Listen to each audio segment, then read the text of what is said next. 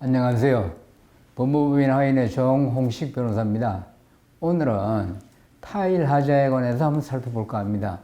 타일은 건축물 규모와 관계없이 그게 뭐 아파트든 업무용 빌딩이든 오피스텔이든 모든 건축물에 특히 뭐 주택이나 빌라 같이 소규모 건축의 경우에도 타일이 부착되는 공간이 항상 있기 마련이어서 이 타일 하자는 모든 하자 소송에 등장하는 하자입니다. 이 타일을 접착하는 공법에는 두 가지가 있습니다.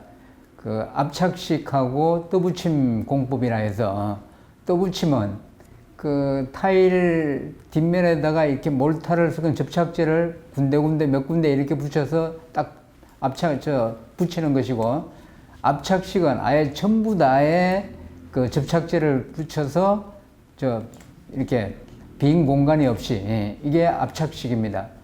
주로 그 압착식이든 떠붙임이든 그게 하자는 다 발생되기 마련인데, 하자에는 주로 덜뜸과 탈락, 이 두 가지가 주로 이루어지고, 덜뜸 같은 경우에는 이게 그 뒤처음을 좀 부실하게 했을 때, 압착식의 경우에도 역시 그 시방새에 있는 대로 다 아주 틈새 없이 다 해서 그 접착제를 이렇게 붙여서 접착을 하지 않았을 때, 이때 떨어지기 마련인데, 특히 그 탈락의 경우에 아예 한 면 전체가 흘러내리는 이런 상황이 발생되는 경우도 현장에서 종종 있습니다. 그거는 그 한겨울에 입주 예정일에 쫓겨서 기온이 영하 이하로 떨어졌는데도 불구하고 타일 공사를 했을 경우에는 이렇게 한 면 전체가 흘러내리는 이런 상황이 발생되기도 합니다. 물론 이제 그렇게 한겨울에 타일 공사를 할 때는 온풍기도 가동하고 공간을 다 이 비닐 같은 걸로 막 다 이렇게 감싸고 이렇게 해서 공사를 하기도 하지만은, 그래도 날씨가 아주 추울 때는 이 온풍기 등도 한계가 있어서 이렇게 그런 아주 심각한 상황이 발생하는 경우도 있습니다. 이렇게 이제 그게 탈락이든 덜뜸이든 뭐 한 면 전체가 막 이렇게 흘러내린다든가 이럴 경우에, 사실 그런 부위에 대해서는 그 하자가 발생된 부위 아니면 전체 면이 한 면이 흘러내린다거나 할 경우에는 나머지 세대들도 다 조사를 해서 아예 다 철거하고 재시공하는 등 이렇게 하면 됩니다만은, 문제가 한 가지 있는데, 이 멀쩡하게 타일이 잘 붙어 있는데도 뒤채움이 좀 부족하다 해서 뒤채움 불량 하자로 해서 일종의 변경 시공으로 보수비를 산출하는 경우도 꽤 많이 있습니다.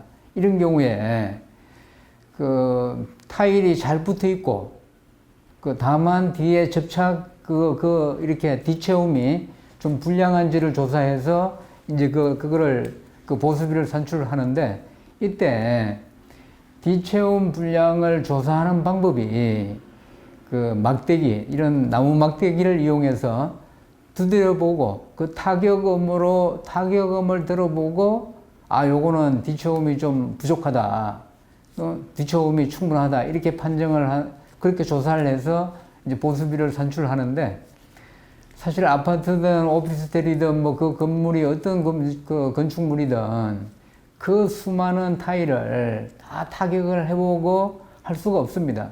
또 타격을 했을 경우에 타격음도 딱 빈 공간을 두드렸을 때 나오는 타격음은 당연히 뒤처음이 좀 없구나 이렇게 하지만, 몇 군데 이렇게 접착한 부위를 타격했을 경우에는 사실 소리 자체가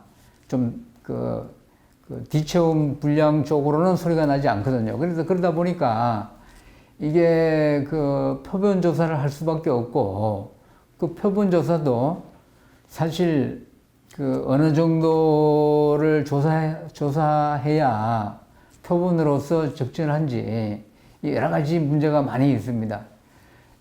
그래서 이 뒤채움 불량 부분에 대해서는 다음에 또 한 시간을 한 번 더 마련해서 조금 더 구체적으로 살펴보도록 하겠습니다. 이상 법무법인 하인의 정홍식 변호사였습니다. 감사합니다.